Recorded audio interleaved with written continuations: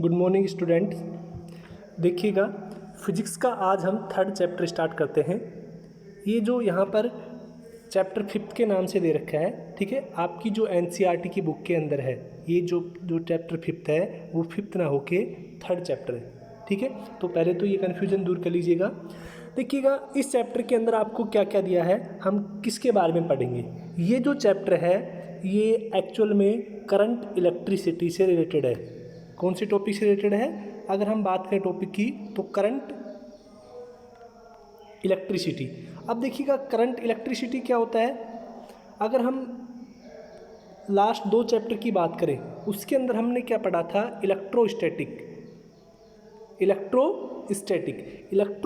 का मीन्स क्या होता है कि जब भी कोई चार्ज रेस्ट स्टेट में होता है, यानी वो मोशन नहीं करता है, उस टाइम जो उसकी प्रॉपर्टीज़ होती हैं उनकी स्टडी हम लास्ट दो चैप्टर में कर चुके हैं। यानी उन दोनों चैप्टर में चार्ज को हम एज ए रेस्ट कंसीडर करते थे। अब जो नेक्स्ट चैप्टर आएंगे, जो थर्ड फोर्थ फिफ्थ है, इनके अंदर हम चार्ज को एज ए मोशन स्टेट में कंसीडर करेंगे। तो जो करंट इलेक्ट्रिसिटी है उसका मीन्स क्या होता है कि फिजिक्स की वो ब्रांच है जिसके अंदर चार्ज की मोशन स्टेट में स्टडी की जाती है, उसको हम क्या बोलते हैं, करंट इलेक्ट्रिसिटी। अब देखिएगा, अगर हम करंट इलेक्ट्रिसिटी की बात करें तो करंट इलेक्ट्रिसिटी में आपके पास दो तरह से मोशन हो सकता है कि कोई भी चार्ज है वो टू टाइप से मोशन कर सकता है। एक तो कैसा मोशन, सिंपल, जिसके अंदर चार्ज का जो एक्सीलरेशन है वो कितना हो, जीरो, यानी यूनिफॉर्म मोशन कर सकता है। दूसरा जो मोशन है वो किस तरह का हो सकता है, जिसके अंदर एक्सीलरेशन जीरो नहीं हो, यानी नॉन जीरो एक्सीलरेशन से अगर मोशन करता है, जिसको हम क्या बोलते हैं, नॉन यूनिफॉर्म मोशन। मैंने आपको फर्स्ट चैप्टर में पढ़ाया था कि जब एक चार्ज, कोई भी चार्ज Q अगर वो रेस्ट पे होता है तो वो केवल इलेक्ट्रिक फील्ड जनरेट करता है, ठीक है। अगर यही चार्ज एक कांस्टेंट स्पीड से मूव कर रहा है तो उस टाइम ये इलेक्ट्रिक फील्ड भी जनरेट करता है और उसके साथ साथ मैग्नेटिक फील्ड भी जनरेट करता है। लेकिन अगर जो चार्ज है Q, अगर वो एक्सीलरेटेड मोशन कर रहा है, यानी उसके पास एक ही कुछ वैल्यू है, एक्सीलरेशन की कुछ वैल्यू है, तो वो इलेक्ट्रिक फील्ड भी जनरेट करेगा, मैग्नेटिक फील्ड भी जनरेट करेगा और इसी के साथ इलेक्ट्रोमैग्नेटिक वेव भी जनरेट करेगा। तो ये काफ़ी इंपॉर्टेंट पॉइंट है, आपको ध्यान रखना है कि जब चार्ज रेस्ट में होता है तो वो केवल इलेक्ट्रिक फील्ड जनरेट करता है। अगर चार्ज रेस्ट मोशन स्टेट में है लेकिन मोशन यूनिफॉर्म है, नॉन एक्सीलरेटेड मोशन है, तो वो इलेक्ट्रिक फील्ड के साथ साथ मैग्नेटिक फील्ड दोनों चीज़ जनरेट करता है। लेकिन अगर चार्ज है वो एक्सीलरेटेड मोशन कर रहा है, कैसा मोशन कर रहा है, एक्सीलरेटेड मोशन कर रहा है, तो उसके साथ वो इलेक्ट्रिक फील्ड भी जनरेट करेगा, मैग्नेटिक फील्ड भी जनरेट करेगा और इलेक्ट्रोमैग्नेटिक वेव भी जनरेट करेगा। तो ये आपको ध्यान रखना है, ठीक है। अब देखिएगा, वापस से हम चैप्टर पे आते हैं कि करंट इलेक्ट्रिसिटी में हम चार्ज को एज ए मोशन स्टेट में पढ़ेंगे। तो देखिएगा, सबसे पहले हम बात करते हैं इलेक्ट्रिक करंट के बारे में आप 10th क्लास में काफ़ी पढ़ के आए हैं, ठीक है। तो ये कुछ छोटी छोटी बातें हैं, डीप में हम आगे चलेंगे तो सिंपल से टॉपिक हैं उनकी बारे में बात कर लेते हैं। फर्स्ट टॉपिक है आपका इलेक्ट्रिक करंट। देखो, इलेक्ट्रिक करंट क्या होता है, आपको सभी को पता है कि किसी भी कंडक्टर से, मान लेते हैं कि ये कोई कंडक्टर है, किसी भी कंडक्टर से जो चार्ज फ्लो हो रहे हैं Q, तो किस पर यूनिट टाइम में जितना चार्ज फ्लो होता है वो क्या कहलाता है, electric current. It is defined as the rate of flowing electric charge, यानी किसी भी कंडक्टर से इलेक्ट्रिक चार्ज फ्लो होने की जो रेट होती है वो क्या कहलाती है, इलेक्ट्रिक करंट। यानी इसमें देखो एक टर्म्स नई वो दे रखी है कि क्रॉस सेक्शन एरिया, यानी इस क्रॉस सेक्शन एरिया का मीन्स क्या हो गया, इस वाले फेस से, ये जो फेस होता है इसको क्या बोलते हैं हम, क्रॉस सेक्शन एरिया। यहाँ से एक चीज़ और ध्यान रखना कि किसी भी वायर का जो क्रॉस सेक्शन एरिया होता है वो कैसा होता है, सर्कुलर होता है। तो जब भी हम किसी भी वायर का क्रॉस सेक्शन एरिया निकालते हैं तो हम सर्कुलर एरिया कंसिडर करते हैं πr²। ये आपको ध्यान रखना, ठीक है।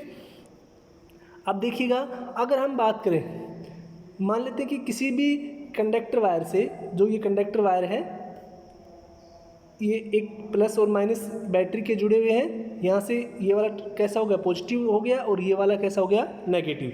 देखिए किसी भी कंडक्टर के अंदर क्या होता है कि इलेक्ट्रॉन और प्रोटॉन दोनों क्या होते हैं, प्रेजेंट होते हैं एट द सेम टाइम।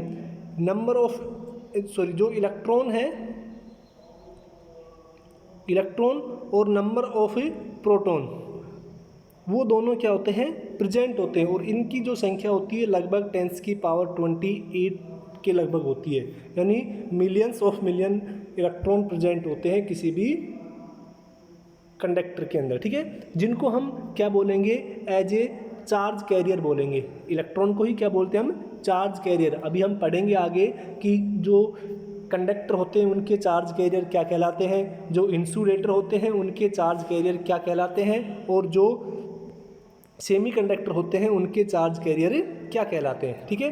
अब देखिएगा हम वापस से बात करते हैं कि एक्चुअल में क्या होता है कि जैसे आपके पास ये कंडक्टर वायर है, हमने सिलेंड्रिकल कंडक्टर वायर ले लिया, तो इसके अंदर क्या होता है कि इलेक्ट्रॉन और प्रोटॉन, वैसे मोस्टली हम किसका मोशन पढ़ते हैं, इलेक्ट्रॉन का, लेकिन क्या होता है कि जो इलेक्ट्रॉन्स होते हैं वो लगातार मूव करते रहते हैं। ध्यान से सुनिएगा, अभी हमने इसको कोई पोटेंशियल प्रोवाइड नहीं किया है, फिर भी क्या हो रहा है, इलेक्ट्रॉन लगातार मूव कर रहे हैं। तो सर वो मूव क्यों कर पा रहे हैं, उनके पास एनर्जी कहाँ से आ रही है मोशन करने के लिए। तो बच्चों जब रूम टेम्परेचर पर कोई कंडक्टर रखा होता है तो उसके जो इलेक्ट्रॉन हैं वो एक थर्मल एनर्जी से, थर्मल एनर्जी की वजह से क्या करते हैं, मूव करते हैं, जिसको ही हम क्या बोलते हैं, थर्मल वेलोसिटी बोलते हैं। तो ये जो थर्मल वेलोसिटी होती है एक्चुअल में इलेक्ट्रॉन की किसकी वजह से होती है, उसके सराउंडिंग में जो टेम्परेचर होता है उसकी वजह से इलेक्ट्रॉन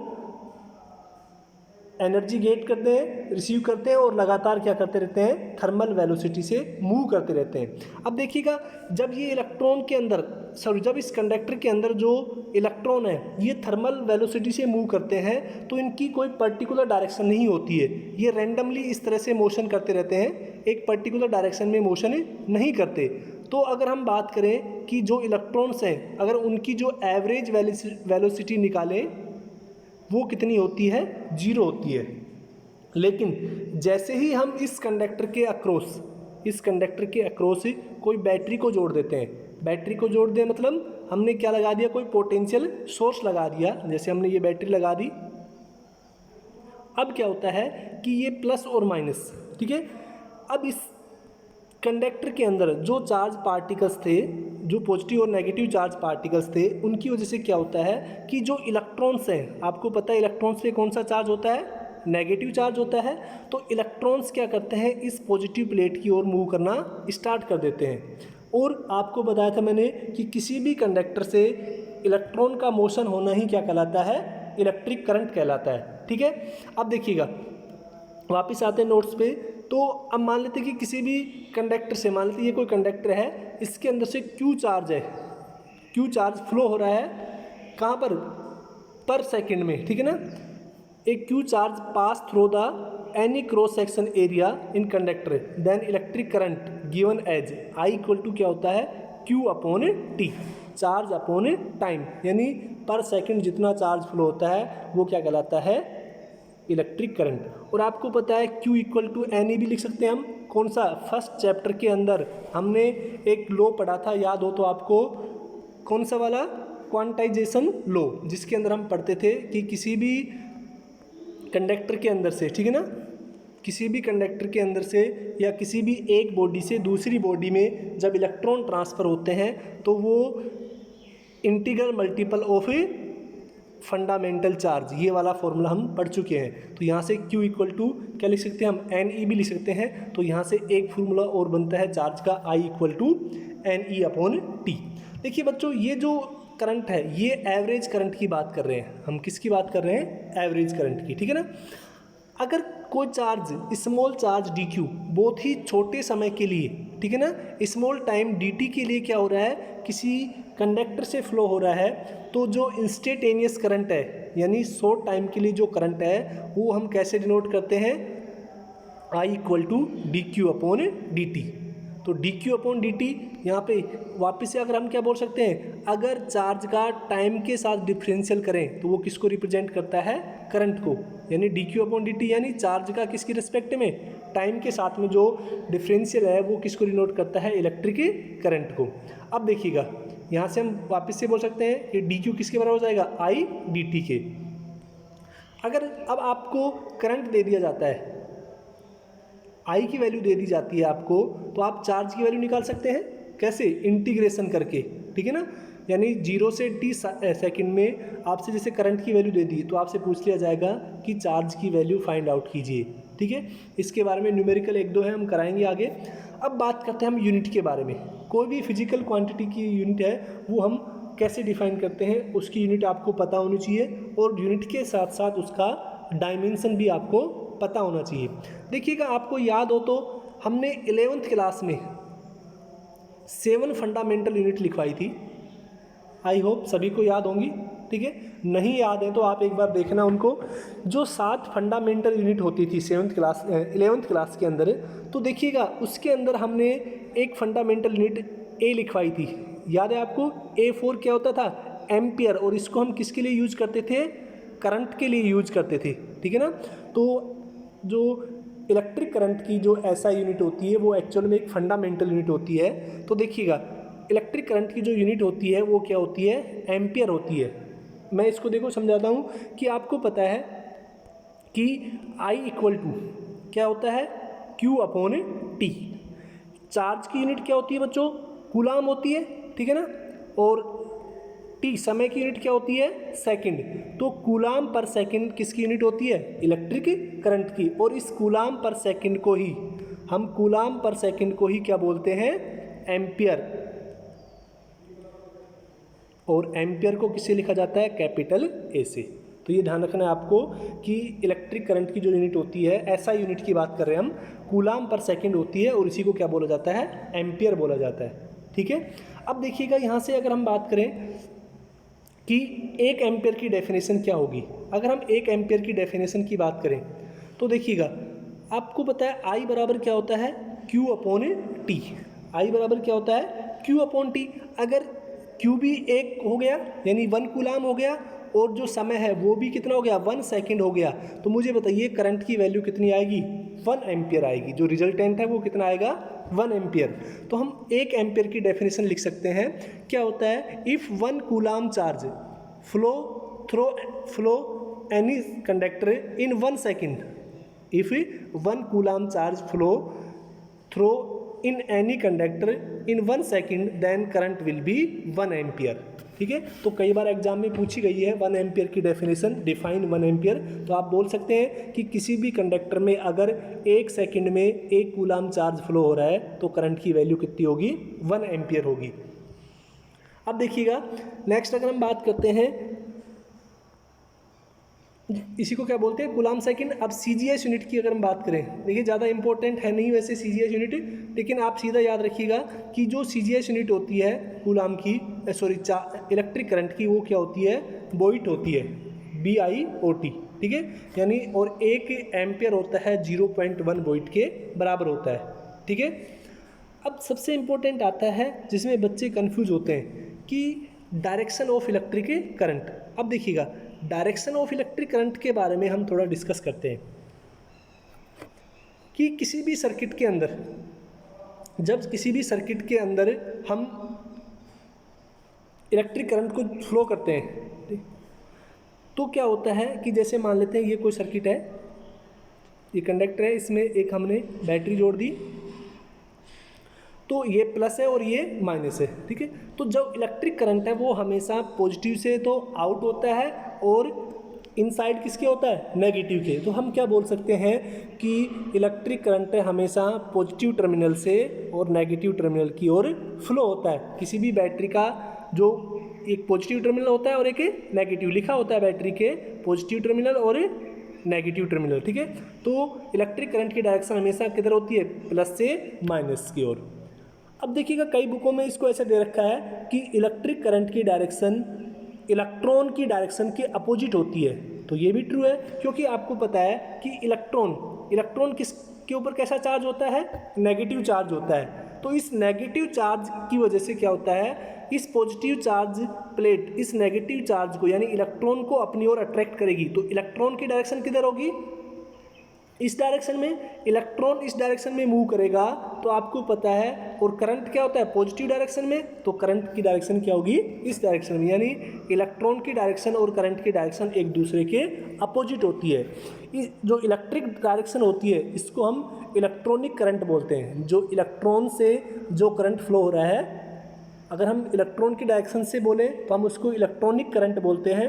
अगर जो बैटरी से हम पॉजिटिव डायरेक्शन को कंसीडर करें तो हम उसको कन्वेंशनल करंट बोलते हैं। कौन सा करंट बोलते हैं, कन्वेंशनल करंट। इसके बारे में भी हम आगे पढ़ेंगे, ठीक है। अब देखिएगा, नेक्स्ट बात करते हैं हम डायरेक्शन ऑफ करंट। तो सबसे पहले तो आपको ये ध्यान रखना है कि इलेक्ट्रिक करंट है वो कैसी क्वांटिटी होती है, स्केलर क्वांटिटी होती है।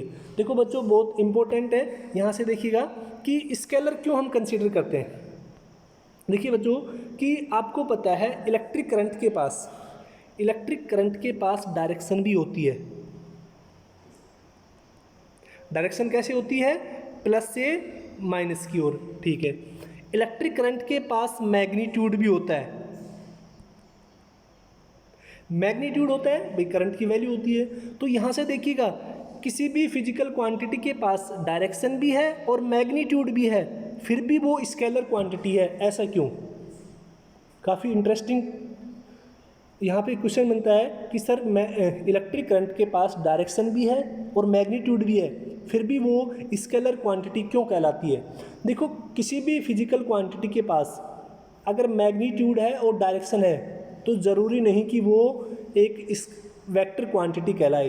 वेक्टर क्वांटिटी के लिए सबसे इम्पोर्टेंट होता है कि वो फिजिकल क्वांटिटी वेक्टर लॉ को फॉलो करनी चाहिए।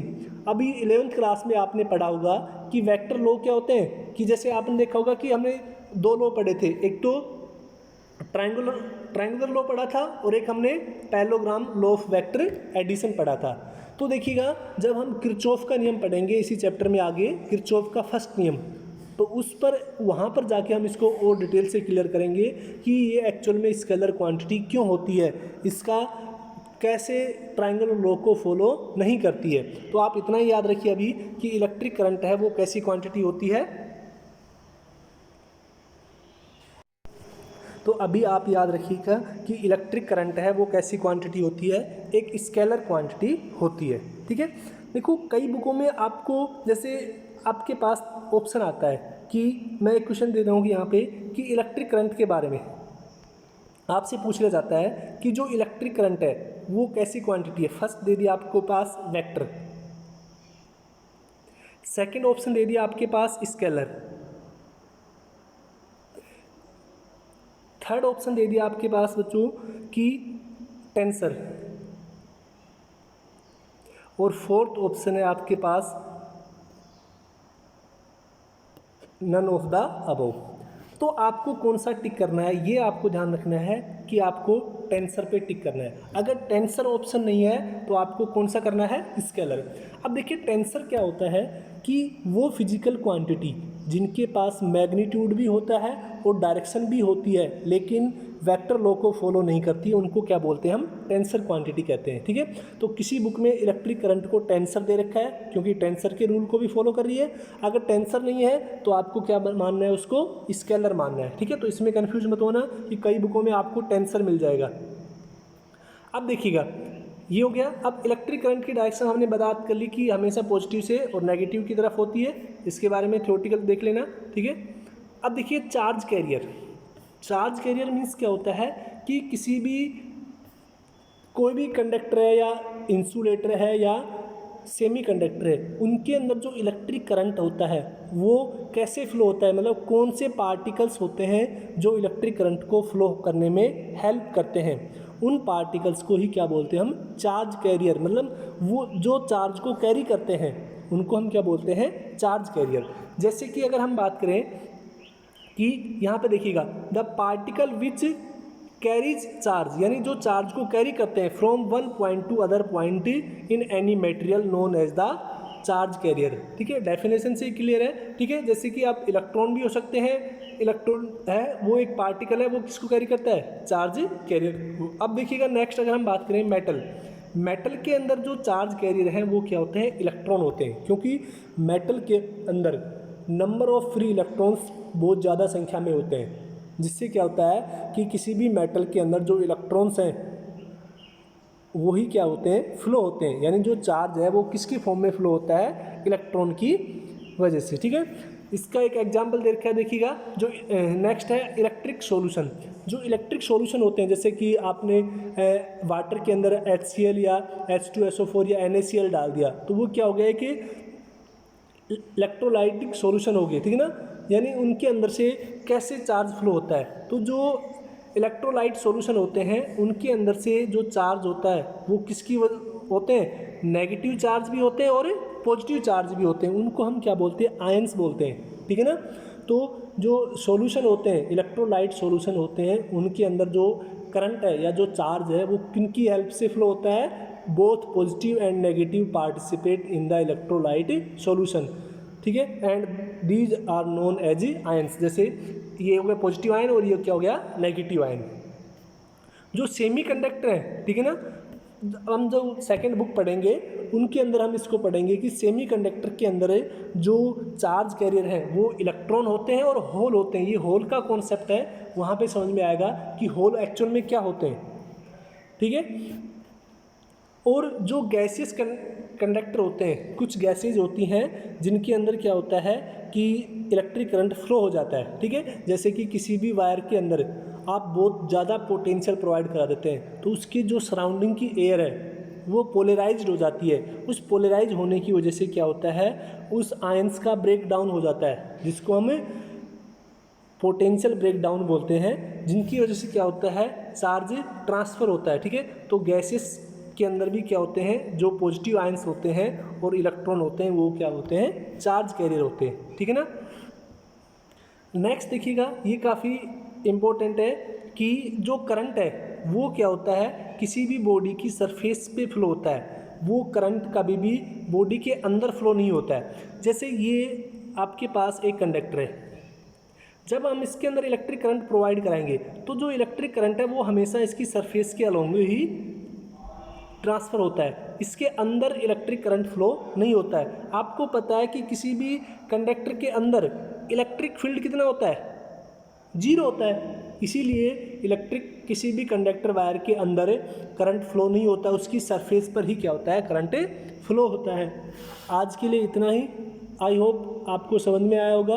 अगर नहीं समझ में आया तो आप कमेंट कीजिए, ठीक है। और इससे रिलेटेड जो न्यूमेरिकल्स हैं मैं अपलोड कर दूंगा, जो टॉपिक मैंने पढ़ाए उनसे रिलेटेड जो न्यूमेरिकल्स हैं, और इसके बाद आपको नोट डाउन करना है आपकी नोटबुक में। इसके बाद हम नेक्स्ट टॉपिक डिस्कस करेंगे, उनके बारे में आप थोड़ा पढ़ना है घर से। थैंक यू, आज के लिए इतना ही।